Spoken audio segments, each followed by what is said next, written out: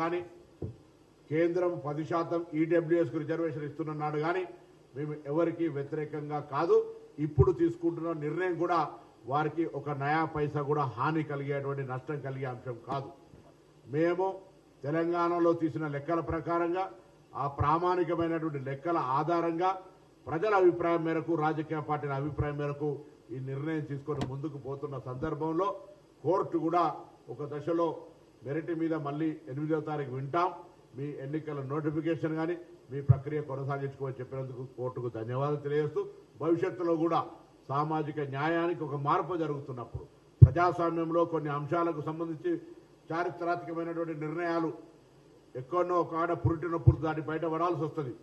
మేము కూడా ఈ కార్యాచరణ మొత్తంలో అనేక పురిటినప్పుడు అనేకమైనటువంటి అడ్డంకులను ఎదుర్కొని అనేకమైనటువంటి అవాంతరాలను ఎదుర్కొని ఇలా ఈ స్థాయి దాకా తెలంగాణ బలహీన వర్గాలకు సంబంధించినటువంటి అంశం వచ్చింది. అలా నేను తెలంగాణలో ఉన్నటువంటి సామాజికవాదులు ఒక బలహీన వర్గాలు ఒక దళిత సంఘాలు ఒక గిరిజన సంఘాలు కాదు, సామాజికంగా కోణం నుంచి ఆలోచించి సామాజిక న్యాయం కాంక్షించే ప్రతి వ్యక్తి ఇప్పుడు ప్రభుత్వం చేసినటువంటి నిర్ణయాన్ని ఎన్నికల ప్రక్రియకు సహకరించే విధంగా న్యాయస్థానంలో జరిగేటువంటి ఉత్తర ప్రత్యుత్తరాలు కావచ్చు లేదా అక్కడ పడేటువంటి మన వాదనను వినిపించడానికి సోమోటగా అందరూ కూడా సానుకూలంగా ఈ న్యాయమైనటువంటి సామాజిక న్యాయ నిర్ణయానికి మద్దతునివ్వమని హృదయపూర్వకంగా విజ్ఞప్తి చేస్తా ఉన్నాం.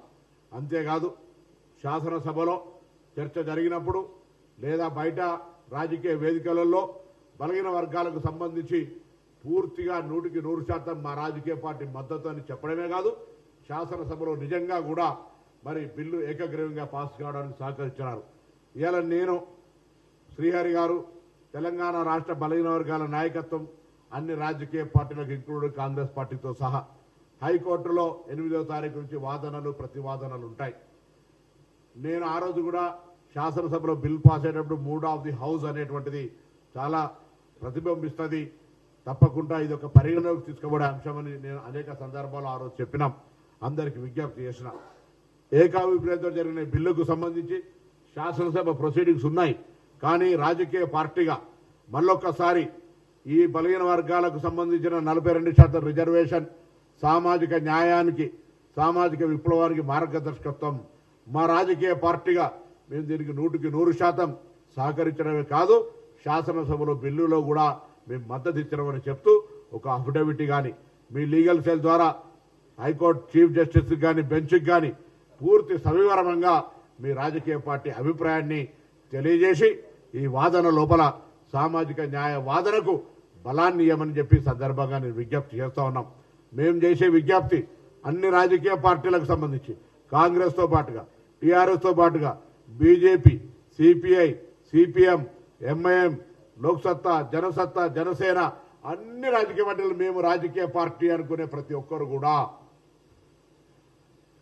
శాసనసభలో ఉన్నటువంటి పార్టీలతో సహా బయట కూడా అందరూ ఈ సామాజిక న్యాయ నిర్ణయానికి మా పార్టీ కట్టుబడి ఉంది. న్యాయస్థానం దీన్ని పరిగణలోకి తీసుకోవాలి. తప్పకుండా 42% రిజర్వేషన్లను కొనసాగించే విధమైనటువంటి అభ్యర్థనను గౌరవ చీఫ్ జస్టిస్కు బెంచ్కు ఇవ్వమని అన్ని రాజకీయ పార్టీలకు ఈ సందర్భంగా విజ్ఞప్తి చేస్తా ఉన్నాం. తప్పకుండా మీరందరూ స్పందించి ప్రత్యక్షంగా పర్సనల్ కూడా మేము ఆయా పార్టీల ఫ్లోర్ లీడర్లతోటి అదేవిధంగా పార్టీ అధ్యక్షులతో కూడా నేను గారిని కొండ సురేఖ గారు కానీ లేదా వాకిటి శ్రీ గారితో పాటుగా బలహీన వర్గాలకు సంబంధించినటువంటి వాళ్ళు కానీ పార్టీ పెద్దలు అందరం కూడా పోయి కలుస్తాం. ఇలా రాజకీయమైనటువంటి బేషిజాలకు సంబంధించిన అంశం కాదు. 29 రాష్ట్రాల్లో దేశంలో అనేకమైన అంశాలున్నాయి. గిరిజన ప్రాంతాల్లో చాలా రాష్ట్రాల్లో ఈశాన్య రాష్ట్రాల్లో గిరిజనులు ఎక్కువగా ఉన్నారు కాబట్టి వాళ్ళకి 90-80% రిజర్వేషన్ల ప్రక్రియ జరుగుతూ ఉంది. ఇక్కడ 50% క్యాప్ గురించి కూడా కొంతమంది అవగాహన లేకుండా మాట్లాడుతూ ఉన్నారు. 50% క్యాప్ అనేది రాజ్యాంగంలో మార్చుకునేటువంటి అవకాశం ఉన్నటువంటి అంశము. 10% ఈడబ్ల్యూఎస్ ఇచ్చినప్పుడు ఆల్రెడీ 50% క్యాప్ ఎత్తేయబడింది. కాబట్టి దానికి సంబంధించి ఆర్గ్యుమెంట్స్ అన్ని కూడా జరుగుతాయి. కానీ ఇలా ఒకటే ఒక మాట అందరికీ బతుకమ్మ పండుగ జరుగుతూ ఉంది, ఇలా దసరా పండుగ వస్తూ ఉంది. తెలంగాణలోని కానీ దేశవ్యాప్తంగా బలహీన వర్గాలు ఓహో తెలంగాణలో ఇలా ఒక సామాజిక న్యాయానికి మార్గం పడ్డది. అక్కడ ముఖ్యమంత్రి రేవంత్ రెడ్డి గారు దీనికి సంబంధించి నాయకత్వం వహిస్తా ఉన్నారు. వాళ్ళ నాయకుడు రాహుల్ గాంధీ గారు జితనే ఆబాదీ ఉతనే ఇచ్చేదారి అనేటువంటి అంశం ప్రక్రియ ప్రారంభమైంది అనేటువంటి ఒక మాట చర్చ జరుగుతున్న సందర్భంలో నోటికాడి ముద్దను ఎగ్గొట్టే ప్రయత్నం వద్దు. మళ్ళీ చెప్తాను, మేము ఎవరి కంచంలోకే తీసుకొని తిట్టలేము. ఎవరిని అన్యాయం జరిగే విధంగా మా చర్య లేదు. మేము మా వర్గాలకు సంబంధించి న్యాయం జరగమని కోరుతా ఉన్నాం. దీన్ని ప్రస్ఫుటంగా ఘర్షణ లేదు, అభ్యర్థన న్యాయపరంగా అడుగుతా ఉన్నాం, చట్టపరంగా చేసుకుంటా ఉన్నాం. చట్టం